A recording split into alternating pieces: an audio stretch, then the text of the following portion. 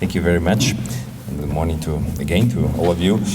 Well, my task today was to present to you some issues that we are confronting today with destruction. Issues that have clearly a technical nature, as we have seen through the presentation of CyArk and their work, but issues that have a clear political nature, as we see every day, and as we also see in the action that the international community is trying to develop, to expand, I would say, recently, to face what has become a plague of contemporary times, the destruction of cultural heritage.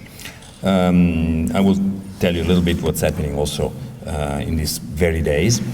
We have had just a few days ago at UNESCO, the executive board adopted, I think, what is an important decision which will be moved now to the General Conference in early November, to reinforce the activities on the ground.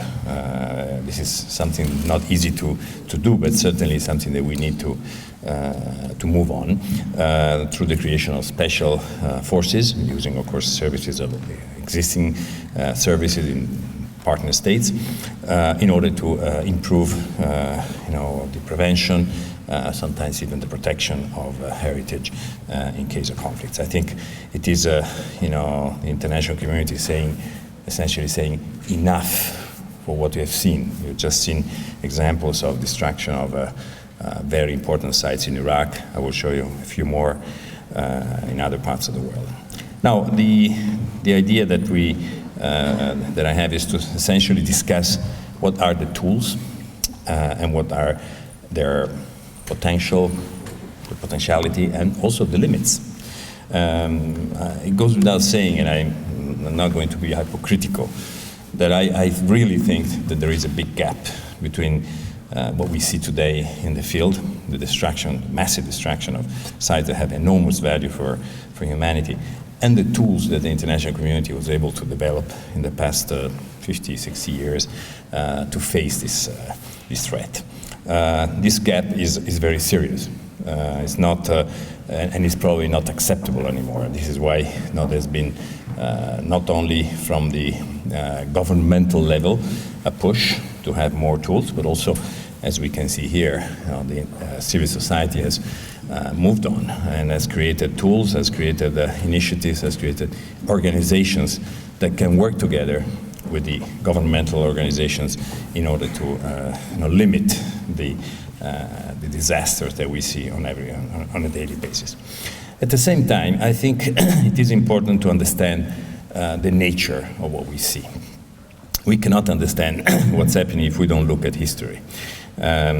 History has offered us many examples of destructions, many examples of annihilation of what we now call heritage. Maybe at that time it was not called heritage, but let's remember that for thousands of years, in the endless wars that men have unleashed against each other, the symbols of culture, the symbols of religion, the symbols of the other, of the enemy or of the other community have been attacked, have been destroyed. Of course, I don't have the time today to go into the long history of this, but let's remember that we have in our own history, in our own DNA, this destruction of the symbols of the other as one of the sad dimensions of human existence. We have to understand that very well. At the same time, at some point, let's say in the past 100 years or so, modern societies have started defining heritage as a concept, as something that we consider part of our own culture, of our own policy, of our own daily existence. And at that time, it's at that time that we can see, can call that heritage destruction.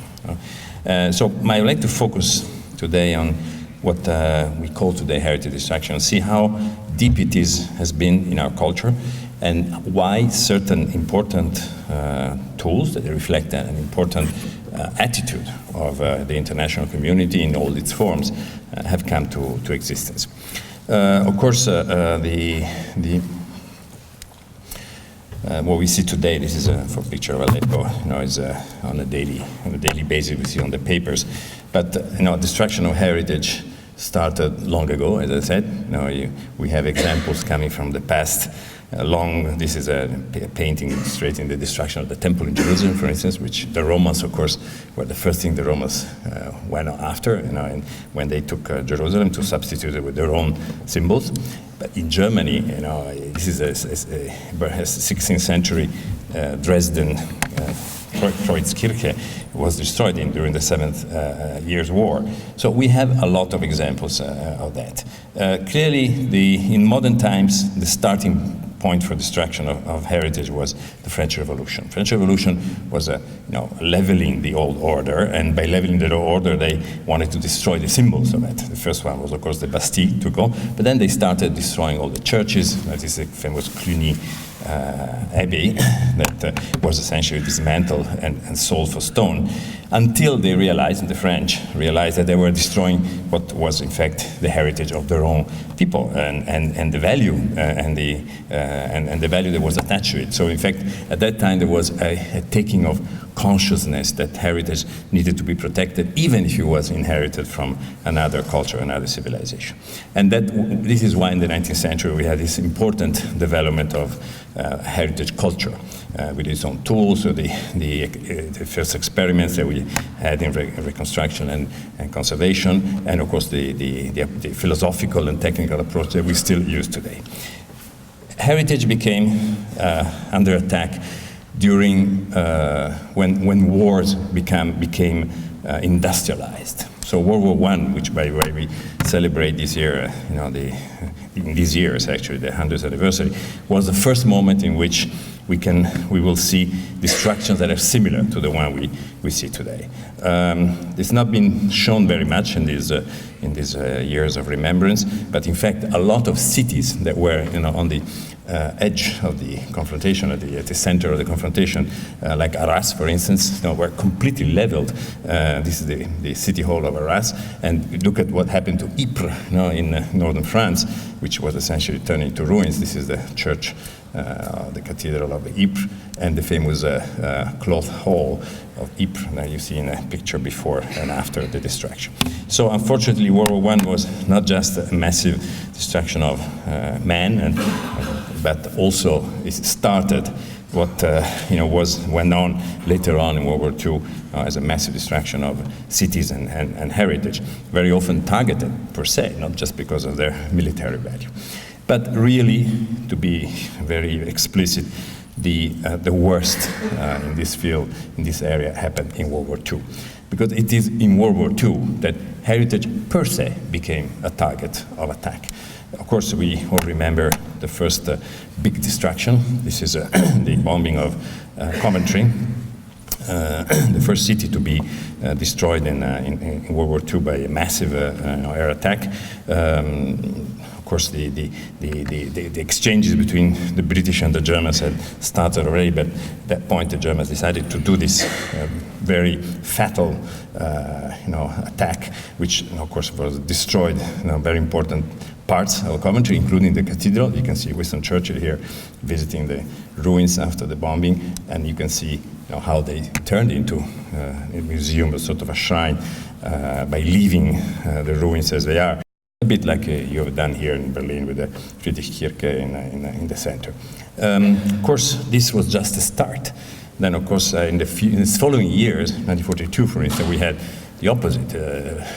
Lübeck was very, very heavily bombed by the Allied forces. You can see here pictures of the destruction of Lübeck, 1942. And it was at that time that the German command, the Nazi regime, decided to retaliate in what is happened to be known as the Baedeker raids. They took the Baedeker and they said, every city with more than 3 stars will go. And they started bombing England with many, many cities. Exeter, for instance, attacking from Normandy. Exeter was bombed. Bath very big bombing of Bath this is a painting actually. You can see the ruins here near one of the crescents, and Norwich and many others. So we have about 10 big raids on English cities. Of course, at that time, 1942, the war started, the pendulum started switching, and Luftwaffe was not as powerful as it used to be. And by 1943, they had lost, most of their attack capacity. And so, at that time, it was when the Allied forces really decided to not only retaliate, but hit Germany at the core, and over 1,000 cities were destroyed in this country at that time. Of course, I cannot show many, but every major city you can imagine, from Hamburg to Köln, was essentially destroyed. Berlin of course, was the first one, bombed several times. The images of Berlin in '45 are very famous. Just going very quickly on that. But what was left here of the capital of Germany was very little, to the point that in fact it has been thoroughly reconstructed afterward, as we know. The case is of course the Schloss. That is the Schloss of the Kaiser in the center. This is before the destruction, you can see it. And this is after the war, 1945, when it was still standing, although quite damaged, as you can see, but probably could have been fixed or restored if it wasn't the fact that another power, the Soviet in that case, decided to hit it as a symbol of the the old regime. So in 1951, they decided to dynamite the Schloss and to build in its place a palace, which was called the Palace of the Republic. You see it here in the two stages it had, as a full-fledged palace. It was a conference center, essentially. And then when it was essentially dismantled and turned into a skeleton to be essentially removed. And now we have, of course, as you all know, the reconstruction of the old palace. So this building symbolizes a lot, I think, in terms of the transition and the pendulum of history, although, a lot of discussions on, conservation and reconstruction can be done around this operation. Of course, as we all know, the most disastrous one was the bombing of Dresden, the fire bombing in February '45, that essentially destroyed, annihilated the city. The city was completely burnt and to the ground, with a very large number of fatalities, comparable to the ones that were created by the atom bombing in Japan. Actually, around 60,000, 70,000 people died in those 2 nights, and very little is left. As you know, Dresden only has today a facade, which is the one on the Elbe River, but the rest of the city has been completely changed, and it's a modern town. And this is essentially what you have comparatively in 1945 and today. So Germany was really the one that suffered more in terms of destruction of its heritage. Of course, we cannot go into any discussion of responsibilities and so on, but I'm just giving you the facts of what happened. The rest of Europe also. We have very important cities like Warsaw, for instance, which were literally turned to nothing. You see a picture of Warsaw in 1945, and it looked essentially like this. They've done a major effort of reconstruction, perhaps the biggest effort of reconstruction of an entire urban complex. You can see here before and after the cities of Warsaw. I think it's a very interesting case of how a city can actually be redone according to existing records. Probably not as exact and precise as the one that CyArk can provide, but certainly they had records that were based on paintings, Lotto and others, and of course on architectural drawings and so on. So they did a major effort of reconstruction. This is an important case, I would say perhaps the most important in terms of the scale, but not the only one in terms of reconstruction. Reconstruction has been a very common operation in the post-war. In Italy also we had very important destruction. I think I can go only to one example, which is the famous Abbey of Monte Cassino, which was the theater of a major bombing strike air raids aimed to target military commands, but I think in reality they were not such an important. It was not such an important military target, but it became a target And you see what happens of this very important medieval abbey, which was in an isolated place, and now, of course, being rebuilt and so on. So you see, wars have been sometimes very blind on this, on heritage. Although we have some notable examples, some counter-examples. For instance, let's not forget that Kyoto was not destroyed, although Tokyo was destroyed, Kyoto was not destroyed. Let's not forget that Venice was not destroyed. Venice was essentially the capital of the fascist government after 1943. That's where most of the activities were taking place, but it was not hit. So there were sometimes, some restrictions and some limitations in that kind of destruction, but very limited cases. Now, the other force for heritage destruction in the 20th century has been the revolutions. We have several revolutions, of course, starting with the Russian Revolution, which, like the French Revolution, tried to destroy many of the symbols of the previous regime. Fortunately for St. Petersburg, the capital was quickly shifted to Moscow, so St. Petersburg survived quite well the transition from through the revolutionary times because it was not the capital. But in Moscow, where the new regime established its headquarters, on the contrary, many things happened. And of course, the first enemy at that time was the church. So I would like to show you a case of the destruction of the St. Saviour's Cathedral in Moscow, which is, you see here in a Google map as it stands today. In the 1930s, it was first looted by the Bolshevik troops and then dynamited by them in order to create a space for the construction of the great palace of the people.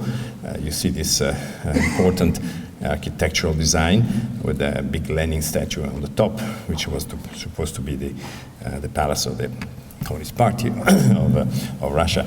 Of course, in the 1930s, there were economic crisis, and then the war came, so this palace was never built. In fact, only the foundations of the palace were built, and when I saw it in the 1970s, it was a large swimming pool, actually heated swimming pool, where we could actually take a swim even in the winter, and it was a very popular place, but of course the palace was not built. Now, after the end of communism, and during the Yeltsin presidency, the church was rebuilt exactly on the site and exactly on the shape it had. So this is another example of reconstruction after the revolutions are ended. The other big revolution, Chinese Revolution, which for 10 years, and not as much a revolution per se, but the Cultural Revolution, which went from 66 to 76, was really, really, really heavy on heritage. It was almost, for the Red Guards, almost a duty to destroy, burn, and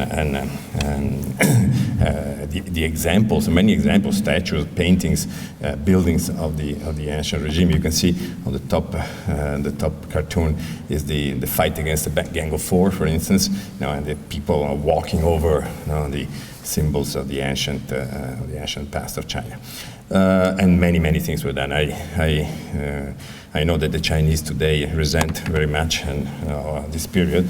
The amount of destruction that was done in those 10 years is absolutely appalling. It accounts for almost 80% of the heritage of China, so it's really very, very big. And certain regions like Tibet and others have suffered more than others. And you can see many examples of this fury that devastated China's heritage, unfortunately, in almost a non-repairable manner. But these are conflicts of the century. But then we have a lot of contemporary conflicts. This is not over. Unfortunately, wars are with us. We thought that wars could be ended after World War II through an international action, and perhaps we have succeeded in ending global wars, but we have not succeeded in ending local wars, regional wars. And I would like to give you some examples. And what I like to warn you that these are just few examples of the many, many, many conflicts that have ravaged our planet in the past 20, 30 years, and are still going on, as we have seen just now, and you will see also in some of my images. We had, for instance, very major serious damages in the Southeast Asia. That was, as you know, ravaged by the Vietnam War first, and then the occupation of Vietnam of the Cambodian land. And during that occupation, which lasted quite a long time, the site of Angkor, which is a World Heritage Site, very of major importance, this one you see here, it's one of the largest in the world, was really suffered a lot. We had an enormous amount of looting, of course uncontrollable because it was under, there were militias, there were robbers of all sorts, and a huge market, huge. Angkor is really big, really big. So it has thousands and thousands of statues that can be, as you can see here or in this one, defaced, like head truncated and sold into the market for years and decades. This market in the Southeast Asia was nourished by this illegal trafficking of cultural objects. These are the feet of one of the statues, which actually was recently given back to Cambodia, but it's a special case of restitution from the Metropolitan Museum, actually, in New York. Special case of restitution, but the majority of the heads and statues and decorations that have been looted and sold in the market are lost forever. Then we had this season of wars in the Balkans with the Mostar Bridge, very famous bridge that connects, in fact, two communities of different religion, and it was built in the 16th century. Very interesting architecture and engineering prowess. Was bombed, was deliberately destroyed by a militia to exactly symbolize the cutting of this connection. And of course, there was for some years a passerelle, like you see here in this picture, and then through joint effort of many governments and UNESCO and the World Bank and so on, it was finally rebuilt in the modern situation, this modern shape. So it's a very, very important symbol of this conflict. The Sarajevo, as you know, was for 2 years was under bombing. This is the library of Sarajevo, was burnt, and we see a violinist here, playing like Rostropovich did it here in Berlin, in the ruins of the library. Dubrovnik was bombed for 3 months. These are these are maps of all the damages. A militia was just sitting on the top of the hill and bombing the city. This is a World Heritage Site, by the way. So just to show that international protection sometimes has limits, because even a World Heritage Site can be. These are things that happened 20 years ago, and they're not from a distant past. They're 20 years ago in Europe. There was a war that really damaged heritage, and of course brought many other,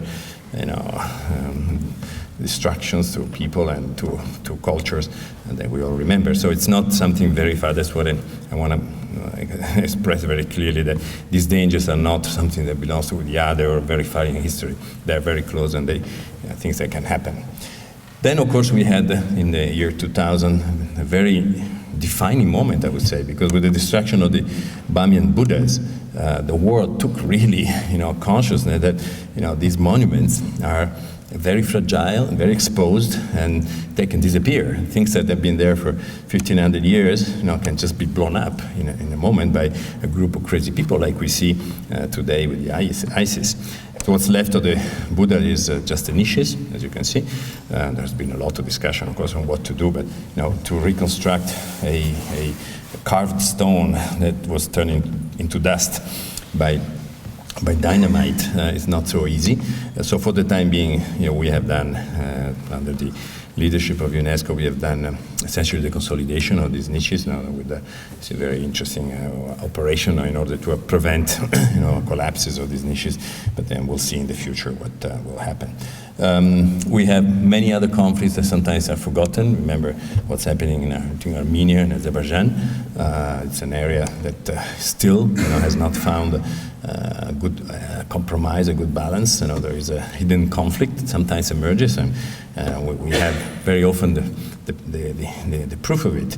Very often, for instance, this is an Armenian cemetery in that region, in this region of Azerbaijan, which is, as you you can see here, it's an enclave here that belongs to Azerbaijan, and this monastery, this cemetery was destroyed a few years ago, which in 2002, and with a great uproar, of course, on the Armenian. This is, on the contrary, a mosque in Nagorno-Karabakh. That is the area where the Armenians have conquered years ago, and it's center of this conflict, which was also destroyed. So it's very difficult to say whose responsibility, and this is not my my task. But certainly, you have examples from all sides, and very often these have a religious component. Now we see that also happening today. If you remember, just 20 years ago in Ayodhya, which is a very important site for Hindu people, but where the Muslim, during the 500 years of occupation or living that they had in India, built a very important mosque. This is actually a mosque built by Babur, one of the first Mongol emperors. And in one day, a mob of Hindu fanatics went there and essentially demolished the Ayodhya mosque. They turned it to the ground. So it's a very, very, it's a very serious attack to a heritage form and expression, and it was really sorry. I'm really sorry that they were not able in this case to find a kind of agreement and compromise, because the two shrines, in fact, very often can live together. But we see that the religious fury is happening all the time. And by the way, just this week we had this destruction of the Joseph tomb, remember, which you can see here in this picture in its early stage and beginning of the century. And this is the current situation, somehow in the middle of houses. Then you can see it being burnt just days ago. So religious is another dimension that very often comes about in these conflicts. World heritage is supposed to be a protection of the international community, but it's true that very often it fails. One of the failures, for instance, was the case of Privy here, the temple in Cambodia that was inscribed in the World Heritage List, although it was, the temple didn't have a very clear border, because there was still negotiation going on for 30, 40, 50 years between Thailand and Cambodia on the border of the two states, and this fell in the middle. It's actually located, as you can see, right there in the border of Thailand and Cambodia, and unfortunately the exact border was not defined. So we had, after the inscription, the conflict which was looming there for many years came to the surface, and we had many clashes, at least three occasions, and some people died also in this situation. And the temple itself was actually damaged because there were shells and bullets that hit it. And of course, having a World Heritage Site occupied by military forces is not exactly what the scope of the World Heritage Convention was from the beginning. So we have many situations that you can see sometimes refer to political conflicts, sometimes to open wars, sometimes to religious conflicts, and unfortunately these have accelerated in the past decades. And today we have many of these. Unfortunately, I would say too many. Some very difficult even to understand where this will go. But in the past just few years, we had so many examples of destruction that we are now really concerned and worried about the very role that international institutions should and can and should play. We had the case of Timbuktu, as you know very well. This is just 3 years ago, when the city was occupied by a militia, fundamentalists, and they were Muslim, of course, so they did not touch on the very important mosques. This is the Sankara Mosque in Timbuktu, a World Heritage Site, but they did destroy all of the mausoleums that were attached to the mosques or located in nearby cemeteries, because their version of Islam did not allow this form of, say, worshipping or at least a celebration to be done. So in fact, all of these mausoleums, which were in the World Heritage List, were gone, together with a little part, fortunately, of the other important heritage of Timbuktu, the manuscripts. And now, fortunately, after they were ousted of the city, we were able to do very quickly, an intervention, and I would like let you know that all of these mausoleums have been reconstructed now. They are in new form, as you can see there, before and after, in 2 or 3 examples. So we've done the job for this because it was possible. The place was pacified, and we were able to, to use also local capacities to rebuild the entire thing. Then we have Aleppo. Aleppo was, I think, I like to mention this because, as you know, yesterday a new military campaign has started, which is targeting Aleppo for essentially the Syrians. The Syrian government wants to reconquer it. So I think that we will see, unfortunately, in the coming days, more distractions and problems. The situation is, I think it was partially illustrated by the person spoke before me on Iraq. This is the Syrian version of the same. The ISIS, as you can see, is on both sides. But clearly the destruction of the minaret of the Umayyad mosque of Aleppo, as you can see in these 2 pictures, was a one of the most shocking examples of how a deliberate distraction was done, because there was of course, no need of destroying a minaret. The citadel also has been touched a little bit, but certainly the greatest destruction happened in the souk, in the bazaar of Aleppo, which, as you said, not only was bombed, but also burnt. So this is a bazaar of the 16th century, which has gone forever, as you can see, and is turned into rubble. And then we have the case of Palmyra, which is the most recent one. Just going very quickly because you know that very well. Palmyra has huge value for archaeology. It's one of the most symbolic sites in the world. And then we have, of course, this area, which is the Valley of the Tombs. Then you have the 2 major temples, the Temple of Baal-Shamin, the Temple of Bel, and then the Triumphal Arch. Well, all these elements that I put on the map have been destroyed now. The first to go was where, of course, some of the temple, but these are the tombs of the Roman times, very beautiful, just outside of the city area. And you can see in this aerial picture, this is the existing situation before, and now to what's left here. You see that many have gone. These one and these 2 ones have gone. And of course, we can expect the rest to go also if the ISIS continues doing what has been doing so far. This is the other group. You see the Elan Bel tomb and the Tenatan tomb, both of them destroyed. And they destroyed them with dynamite, so it will be very difficult to do something later on, because they're not just collapsing, they're really blown up. The temple of Baal-Shamin, which is of huge importance. You can see this is the Zenobia Palace. Here is the temple before, and that's the temple after. You see a very major explosion that has blown up the entire structure. This is the temple before, and this is actually during its demise. And this is a picture of what's left today of the situation. And the Temple of Bel, which is even bigger. This is a huge, you can see, temple of the classical times. Again, also blown up. With a very major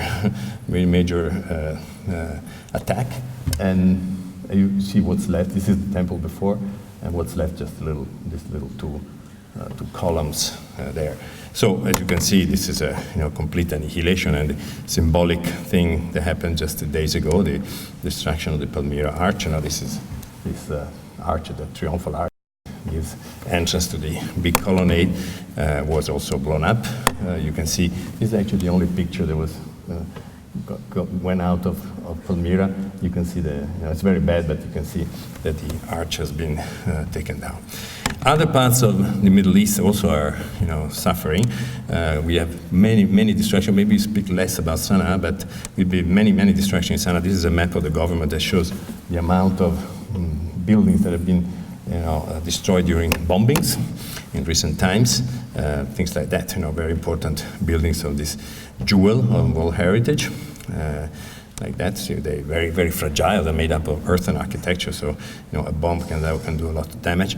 And unfortunately, recently we also had the bombing of a very important ruin of Marrakesh, which is not very. Same in the central region of Yemen. It's a very old, ancient fortress here, and the temple of Naqra, which is was reconstructed by Italian archaeologists in a very interesting form was actually collapsed due to a bombing, which we don't know yet how it happened, but certainly what's there.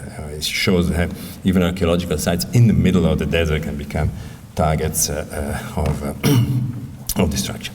Now the question after this depressing presentation is what can be done? What can we do? Well, I would like to show you what we have. And what we have, as I said from the beginning, is not enough. There's a big gap between the needs and the tools that we have available. But we have a convention. We have an international treaty signed by a number of countries, about 140. Not all of them, by the way, you still miss some big ones, which is the Intergovernmental Treaty for the Protection of Cultural Property in the event of armed conflict in 1954. This is really a son of World War II. This is what the governments came up after. It's the first cultural treaty ever. Building on previous, agreements that come back to the end of the 19th century, but this is actually a real treaty. And unfortunately, it's first of all, not signed by all the countries. Secondly, it's relatively teethless, I would say. It doesn't have tools, because it's all based on a kind of an elegant form of war. When there is a war, a government calls the other government and declares war. And at that point, the treaty, if both are signatories, come into effect. But you can imagine that this is not the form of war that we have today.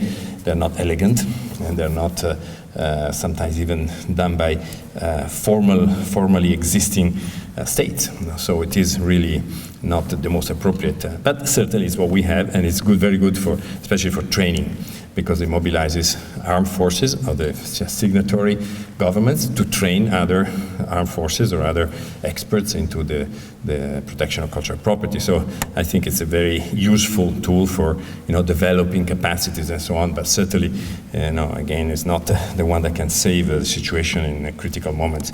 In the recent years, because there have been many local conflicts in the Middle East and many other parts of the world, many armed forces, and this is a case for the US armed forces, have taken stock at it. They understood that they have to have more capacities. I think it's a very important, step forward, because if those capacities are embedded in the armies, it's much easier than to do things to avoid risks, to prevent distractions, and to establish protective measures during moments of conflict and so on. We also do a lot of things that can be useful for those armies. When the Mali conflict became hot, and there was a military reaction, which was done by the Malians and the French to free Timbuktu, we published this little passport, which is a little document that stays like in a pocket, which was intended to provide information to the troops on what is cultural heritage, so that they could know that the mosque is a mosque or something like this. And then we have, of course, networks for the international, for the protection of museums, very important. In fact, protecting museums and rescuing objects before they get sacked or they get destroyed, it's very important. And that's what happened also in Syria, where most of the big national museums have been emptied by the national authority, by the antiquity authorities, and they have been preserved in a way. But you have to have training, you have to have means, you have to have rescue places. I mean, something that has to be prepared. As I said earlier, UNESCO is now launching this idea, which is called the Reinforcement of UNESCO Action for the Protection of Culture. This is a resolution that was approved just a few days ago, and will go to the General Conference. Let's see what the General Conference does in terms of supporting the idea that there could be more interventions of specialized forces attached to military in case of conflicts. Somebody calls them the blue helmets of culture, but I think it's not the right term. But anyway, it will be something else. We have also a new actor in the scene, which is the International Criminal Court, the Tribunal for Crimes Against Humanity, based in The Hague. This is very important because they have in their statute the possibility of prosecuting crimes against cultural heritage.